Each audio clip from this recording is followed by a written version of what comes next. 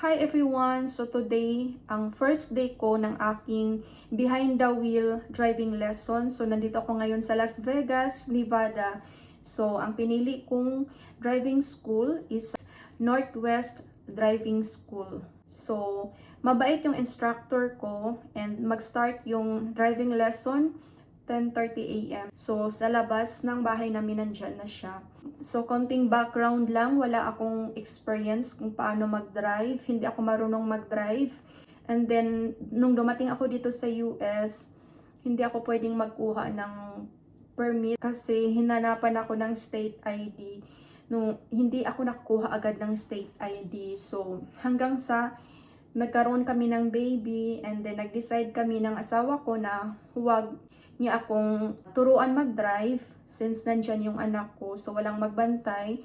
And ayoko namang isama namin siya habang yung asawa ko, siya yung magtuturo sa akin paano mag-drive. So ayokong ilagay yung anak ko sa kapahamakan, lalo na't hindi ako marunong mag-drive. So nag-decide kami ng asawa ko na mas maigi sa driving school. So mas safe din. Ito yung first day ko sa behind the wheel driving lesson. So, hindi ako kinabahan. Kumbaga, excited ako na matuto kung paano mag-drive. And then, mabait naman yung instructor ko. Pasensyoso, lalo na first time kong mag-drive. So, ang una niyang tinuro sa akin. Hi everyone! So, today is day 1 of my behind the wheel driving lesson. So, wala akong experience paano mag-drive. Even sa Pinas, hindi ako marunong mag-drive. And then, nung dumating ako dito sa US, hindi ako marunong mag-drive and hindi rin ako agad tinuruan ng asawa ko kung paano mag-drive hanggang sa nagkaroon na kami ng baby. So, nag-decide kami ng asawa ko na much better doon ako sa driving school para at least safe siya. Kasi hindi na ako pwedeng mag-drive, hindi na ako pwedeng turuan ng asawa ko mag-drive, lalo na yung andyan, yung anak ko sa backseat. Natakot ako, lalo na hindi pa ako marunong. Kaya kumuha kami ng driving lesson. Kaya pinili ko yung Northwest Driving School dito sa Las Vegas. Sa day 1 ng aking behind the wheel driving lesson, so, pinili ko yung schedule 10:30 a.m. Same instructor. So, 6 hours yon and then 3 sessions. So, per day, 2 hours lang. So, 6 hours behind the wheel lesson. 2 hours per day. So, nag-message na yung aking instructor na nandun na siya sa labas ng aming bahay. So, lumabas agad ako. And then, first, kung pumunta dun sa car is ako na yung pinaupo doon sa driver's seat. And then, yung instructor ko mismo is nandun na siya sa passenger seat. So, sinabi ko naman sa kanya, ini-explain ko na wala akong experience kung paano mag-drive. So, una, tinuro niya sa akin yung pag-adjust ng driver's seat. So, after ma-adjust, okay na yung positioning. Abot ko yung pedals, yung sa brake, and sa gas pedal. So, second step is yung side mirrors or yung left and right, and tinuruan niya ako kung paano i-adjust. And the third one, yung seat belt. Reminder niya sa akin, huwag kalimutan yung seat belt. So, ni-remind niya sa akin bago mag-start is huwag kalimutan yung seat belt. And then, after that, tinuruan niya muna ako sa steering wheel, sa left, and then right, at least ma-familiarize ko. And then, yung brake and gas pedal, tinuruan din niya ako noon.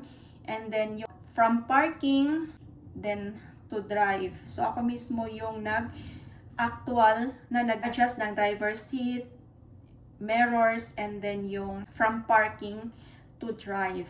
Yun.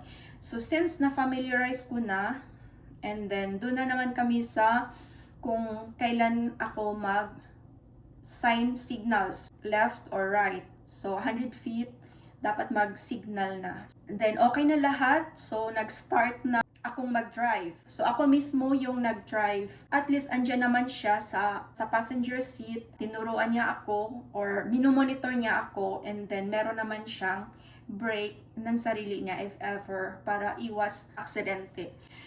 So, ako na nag-drive and then tinuruan niya ako adjustment o yung sa steering wheel.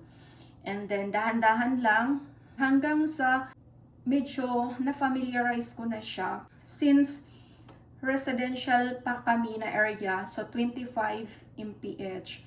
And then, doon na sa mismong highway, medyo nakinabahan ako, nakaramdam ako ng kaba, but then, lagi kong iniisip na kaya andito ako para matuto akong mag-drive. So nare-remind niya sa akin na dapat relax and then huwag kabahan, stay focused lang sa pagdadrive. And then, tinuro niya sa akin kung ano yung tamang posisyon ng car para mag-turn sa left. Yun. So, tinuro niya sa akin hanggang sa pumunta na kami doon ulit sa residential, paano mag full stop, and then paano yung sa pag-brake na dahan-dahan lang, huwag pabigla. So, kapag medyo malayo pa lang, so tinuro niya sa akin mag-slow down, and then kapag malapit-lapit na sa stoplight, so yun na yung time, dahan-dahan lang i-hit yung brake para mag-full stop siya dun sa stoplight. Since medyo familiarize ko na, so tinuro niya sa akin kung paano mag-change lane sa left side, and then after nyan, change lane sa right side naman. Kumbaga, doon lang kami sa highway. So, turn left, change lane, right lane or left lane. So, laging tandaan na tingin sa left side kapag nag-change ng lane, and then sa back kung free na, safe na, para lumipat sa left lane. And then, tinuro niya sa akin kung paano mag-park. So, yun na yung first day. Since nakita naman niya na confident ako na hindi ako kinabahan. So, pumunta kami doon sa area, sa school, kung saan doon kami magpa-park. And then, tinuro niya sa akin paano mag-park. So, 3 times para kahit paano makabisado kung paano mag-park. Since 2 hours lang per day, so, yun lang yung tinuro sa akin nitong araw na to. First, nung dumating ako sa car, is adjust ng driver seat, and then some mirrors, brake, gas pedal, and then pag-shift ng gear from park to drive.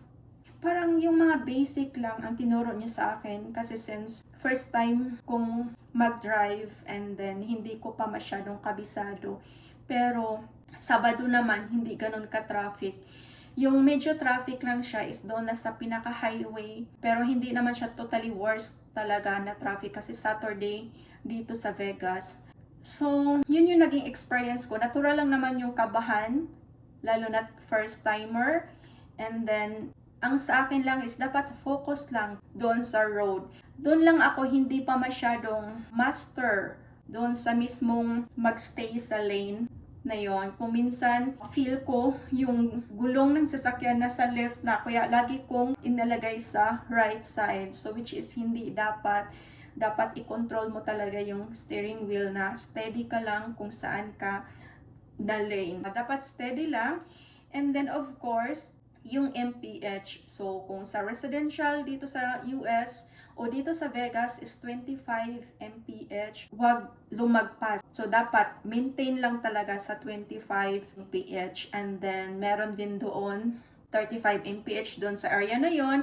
And then, meron doon sa pinaka-highway na 45 mph. So, ang na-observe ko lang during sa driving lesson is you have to, kung ano yung mga hindi mo pa masyadong familiarized. Kung saan ako hindi pa ako masyadong marunong, lalo na sa pag-stay ng lane, doon ko laging inaano yung sarili ko na dapat matutunan ko ito. So, sinabi naman ng instructor ko, natural lang yon kasi first day mo pa lang, so hindi mo pa masyadong ma-apply agad, na ma-perfect agad. So, kalaunan, matutunan mo rin yan, lalo na pag araw-araw ka nang nagdadrive.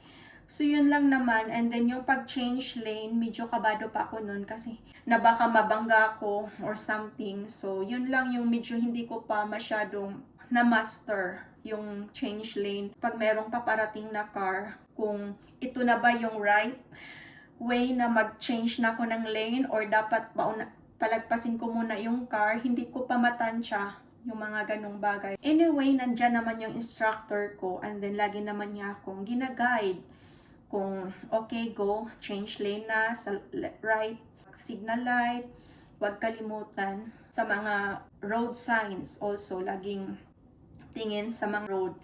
And even green light siya, if yung sasakyan is mabagal, so kumbaga tansyahin mo rin yung takbo ng sasakyan para hindi ka makabangga sa iba.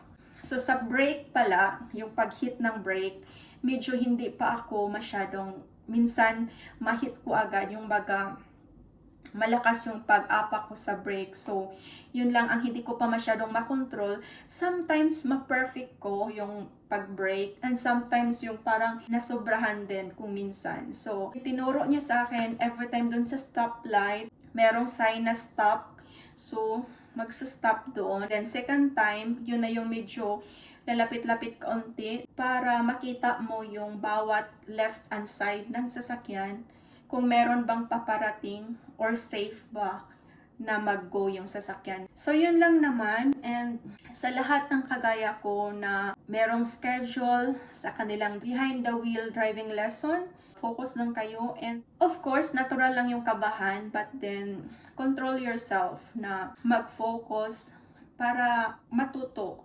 para maka-learn and then matutong mag-drive. And laging tandaan na kung ano yung mga sinasabi ng instructor, kung ano yung mga tinuturo niya sa'yo, dapat i-apply mo, and then dapat makinig ka talaga sa instructor mo. So yun lang ang naging experience ko sa aking day 1 ng behind the wheel driving lesson. So meron akong nakaligtaan or nakalimutan or kung ano man yon. So based lang din to sa naging experience ko, and masaya ako and excited ako na hoping someday magkaroon ako ng driver's license. So thank you sa time na pinanood nyo ang aking mga video. Don't forget to like and subscribe YouTube channel Tima and I. Bye everyone, and God bless. Good luck sa ating lahat, sa mga nagpa-practice pa lang kung paano mag-drive. Bye and God bless.